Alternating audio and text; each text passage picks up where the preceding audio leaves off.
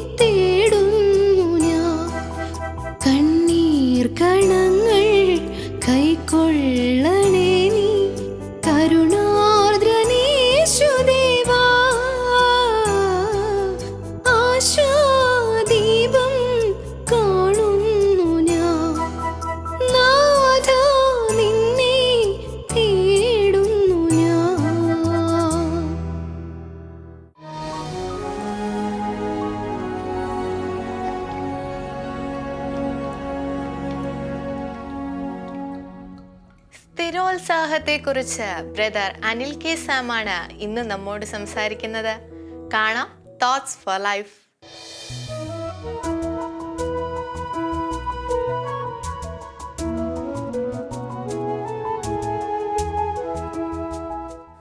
Robert Bruce എന്ന ഒരു പട്ടാളത്തലവൻ്റെ കഥ നിങ്ങൾ പലരും പരിചയമുള്ളതായിരിക്കും. മിടുക്കനായ നല്ലൊരു യോദ്ധാവായിരുന്ന റോബർട്ട് ബ്രൂസ് യുദ്ധത്തിൽ പരാജയപ്പെട്ടു. യുദ്ധമുഖത്തു നിന്നും ഭയപരവശനായി ഒളിച്ചോടിയ റോബർട്ട് ബ്രൂസ് ഒരു ഗുഹയിൽ വന്ന് അഭയം പ്രാപിച്ചു. ഗുഹയിൽ ഇങ്ങനെ കിടക്കുകയാണ്. ബ്രൂസ് അങ്ങനെ ഗുഹയിൽ കിടക്കുന്ന സമയത്താണ് ഒരു ചിലന്തി വല നെയ്യുന്നത് ഇദ്ദേഹത്തിന് ശ്രദ്ധയിൽപ്പെട്ടത്. ചിലന്തി ഒരു വശത്തു നിന്നും മറ്റേ വശത്തേക്ക് ചാടി വല നെയ്യുകയാണ്. ഭിത്തിയുടെ ഒരു കോണിൽ നിന്നും ചിലന്തി അടുത്ത കോണിലേക്ക് ചാടി പക്ഷെ ആ ചാട്ടം പിഴച്ചുപോയി, എത്തിച്ചേരാൻ കഴിഞ്ഞില്ല. ചിലന്തി പിന്മാറിയില്ല, വീണ്ടും ചാടി, അപ്പോഴും എത്തപ്പെടാൻ കഴിഞ്ഞില്ല. വീണ്ടും ചിലന്തി ചാടി, ചിലന്തിക്ക് ലക്ഷ്യം കാണാൻ സാധിച്ചില്ല. ചിലന്തി ചാടിക്കൊണ്ടേയിരുന്നു. 6ാമത്തെ പ്രാവശ്യമാണ് ചിലന്തി അപ്പുറത്തെ കോണിലെത്തി അവിടെ വല നെയ്യാനായിട്ട് സാധിച്ചത്. അങ്ങനെ ചിലന്തി മനോഹരമായ വല നെയ്തെടുക്കുന്നത് റോബർട്ട് ബ്രൂസ് ശ്രദ്ധിച്ചു. അത് അദ്ദേഹത്തിൻ്റെ മനസ്സിനെ തൊട്ടുണർത്തി. ഒരു പേടിത്തൊണ്ടനായി ഇവിടെ വന്ന് കിടക്കേണ്ട ആളല്ല ഞാൻ.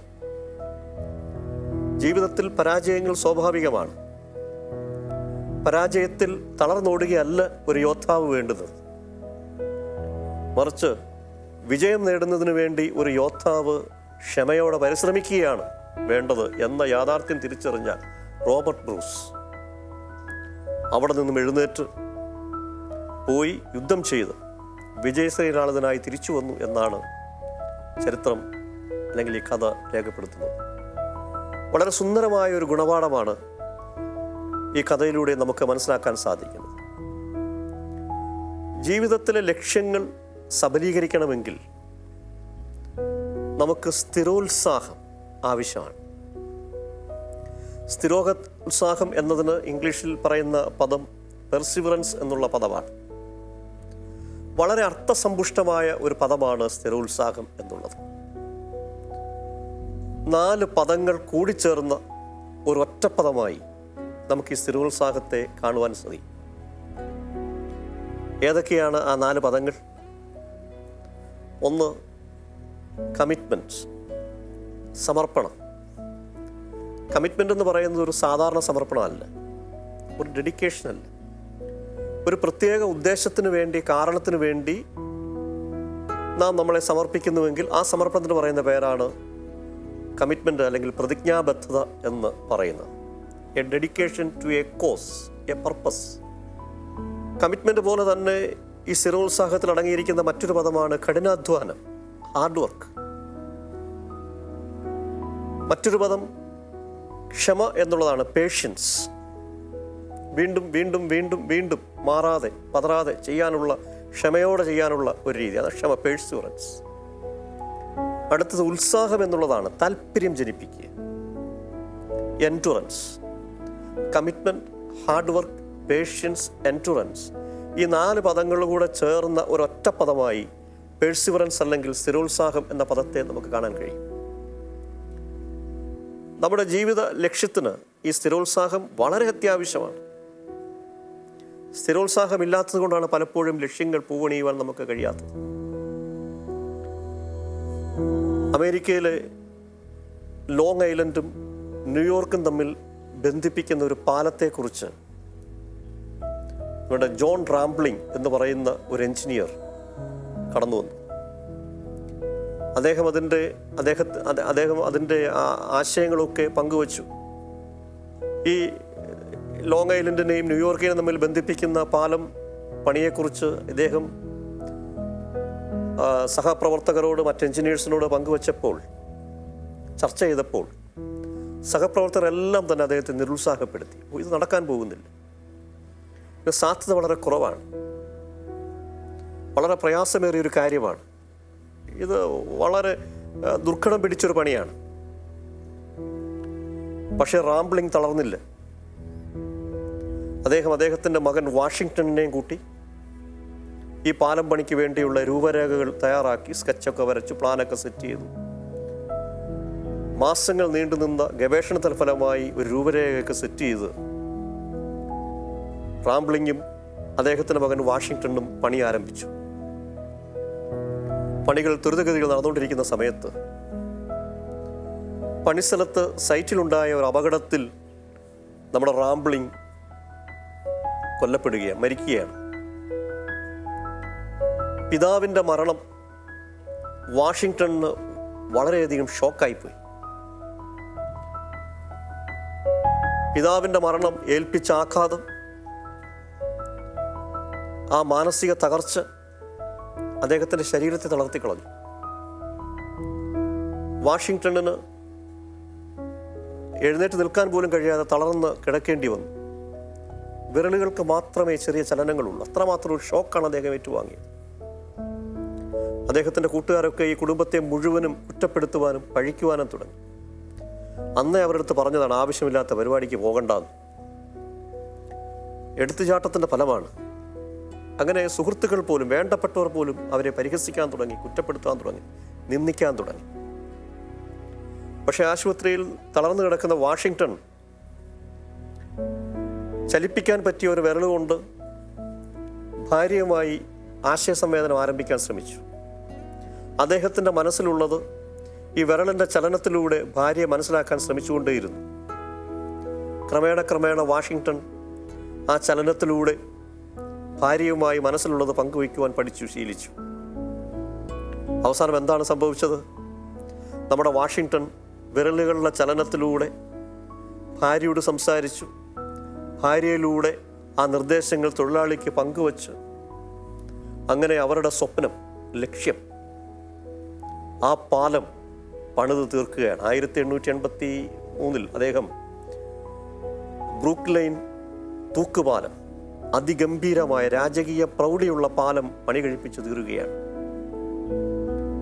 ജീവിതത്തിൽ ദുർഘടാവസ്ഥകൾ വന്നിട്ടും പ്രതിസന്ധികൾ വന്നിട്ടും തളർന്നു പോയിട്ടും ക്ഷമയോടെ, പിന്മാറാതെ ഏറ്റെടുത്ത ഉത്തരവാദിത്വം ചെയ്തു തീർക്കണം എന്നുള്ള സമർപ്പണ ബുദ്ധിയോടെ അദ്ദേഹം ചെയ്തതുകൊണ്ടാണ് ആ പാലത്തിൻ്റെ പണി പൂർത്തീകരിക്കുവാൻ അവർക്ക് കഴിഞ്ഞത്.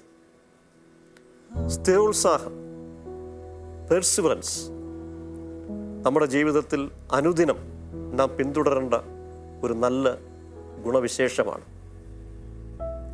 വേദപുസ്തക ചരിത്രത്തിൽ യേശുക്രിസ്തുവിൻ്റെ ശിഷ്യരായി തിളങ്ങിയ അനേകം ആളുകൾ നമുക്ക് കാണാൻ സാധിക്കും. പത്രോസും യോഹന്നാനും യാക്കോബും ഒക്കെ അതിൽ ഉൾപ്പെടുന്ന ആളുകളാണ്, യേശുവിൻ്റെ ശിഷ്യന്മാരാണ്. അതിൽ പ്രധാനപ്പെട്ട ഒരാളാണ് പൗലോസും ശീലാസും, പൗലോസും ബർന്നബാസും, പൗലോസും മാർക്കോസും. അങ്ങനെ ടീമുകളായി അവർ കർത്താവിൻ്റെ വേല തുടരുകയാണ്. അങ്ങനെ പൗലോസും ശീലാസും ഫിലിപ്പിയർ കർത്താവിൻ്റെ വേല തുടർന്ന സമയത്താണ് പൗലോസിനെയും ശീലാസിനെയും ഫിലിപ്പിയ കാരാഗ്രഹത്തിൽ തടവറയിലാക്കപ്പെട്ടത്. അവരുടെ കാലുകൾ രണ്ടും ആമത്തിലിട്ട് പൂട്ടി, കൈകാലുകൾ ചങ്ങലയിട്ട് ബന്ധിച്ച്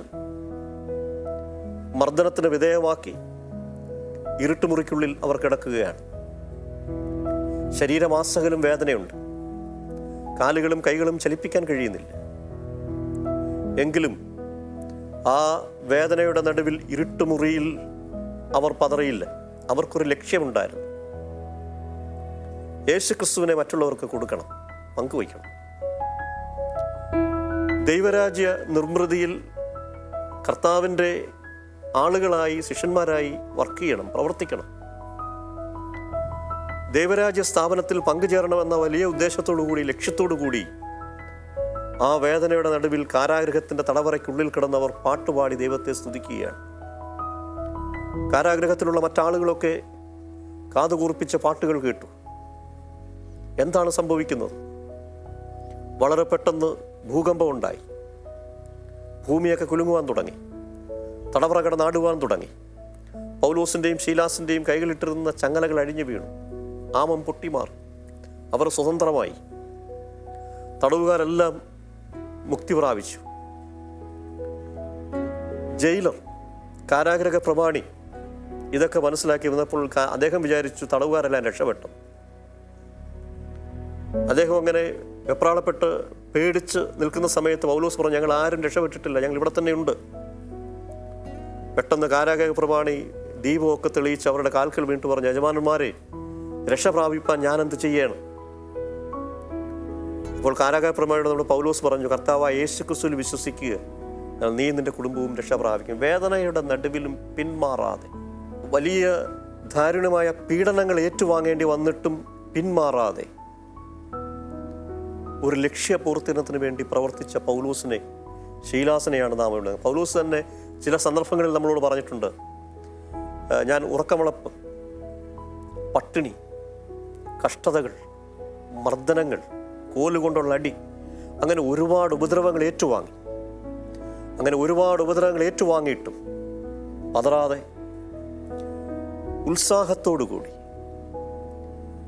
ദൈവരാജ്യ പ്രവർത്തനത്തിൽ പങ്കുചേരണം എന്നുള്ള ഉദ്ദേശത്തോടു കൂടി കഠിനാധ്വാനം ചെയ്തതുകൊണ്ടാണ് ക്രിസ്തു ശിഷ്യനായി ഇന്നും പരിലസിക്കുവാൻ പൗലോസിന് കഴിഞ്ഞത്. ജീവിതയാത്രയിൽ പരാജയങ്ങൾ സ്വാഭാവികമാണ്. എന്നാൽ പരാജയങ്ങൾ പതറുകയല്ല, ക്ഷമയോടെ ലക്ഷ്യപൂർത്തീകരണത്തിന് വേണ്ടി അധ്വാനിക്കുകയാണ് വേണ്ടുന്നത്. കെട്ടടങ്ങാത്ത സ്ഥിരോത്സാഹം ഏറ്റുവാങ്ങി ജീവിതം ഭാസുരമാക്കുവാൻ ദൈവം നമ്മളെല്ലാവരെയും സഹായിക്കട്ടെ.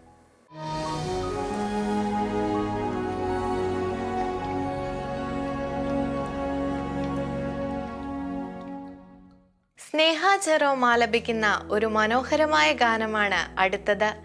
കാണാം, ആസ്വദിക്കാം.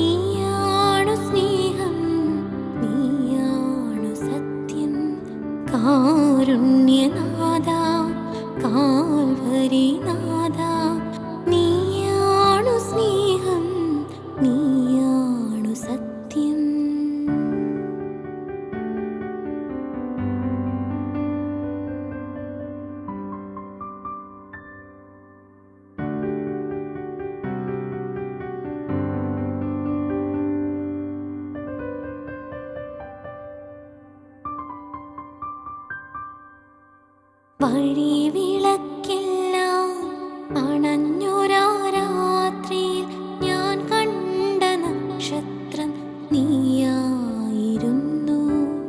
അവസാനമിത്രവും യാത്ര പറഞ്ഞപ്പോൾ എൻ മുൻപിൽ തെളിഞ്ഞതും നിൻ മുഖം മാത്രം.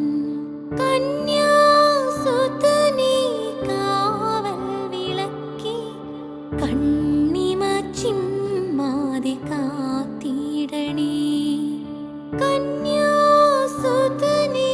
കാവൽ വിളക്കി കണ്ണിമ ചിമ്മാതെ കാത്തിടണേ.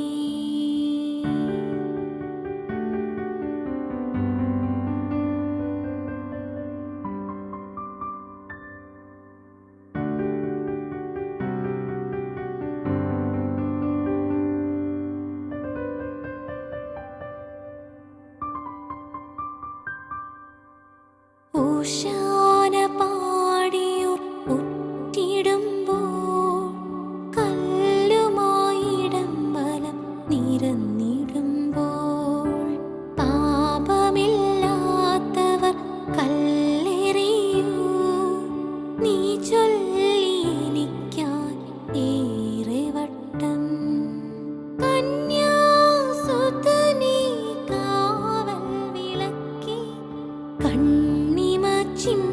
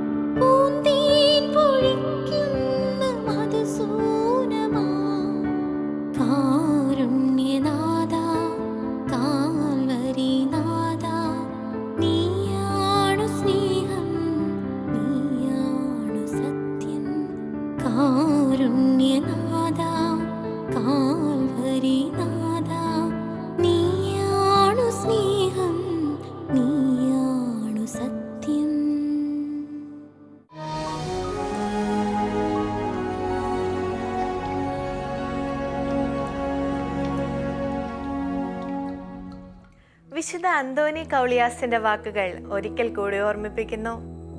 എല്ലാം ഈശോയിൽ നിന്ന് വരുന്നു, എല്ലാം ഈശോയുടേതാണ്, അതുകൊണ്ട് എല്ലാം ഈശോയ്ക്ക് വേണ്ടിയായിരിക്കണം. ഇന്നത്തെ നിറവ് ഇവിടെ അവസാനിക്കുന്നു. അഭിപ്രായങ്ങൾ അറിയിക്കുമല്ലോ.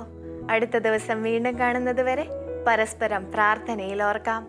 ഈശോ മിശിഹായ്ക്ക് സ്തുതിയായിരിക്കട്ടെ. ആശാദീപം കാണുന്നു ഞാൻ നാഥാ.